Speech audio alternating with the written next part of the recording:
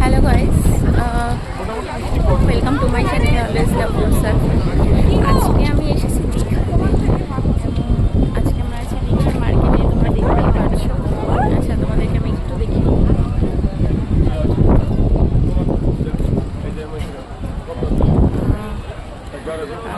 এসছি তো অনেকক্ষণই, কিন্তু এখন আমরা বাড়ি ফিরছি। রাত থেকে ডিনারটা বাইরে সেরে আমরা বাড়ি ফিরবো।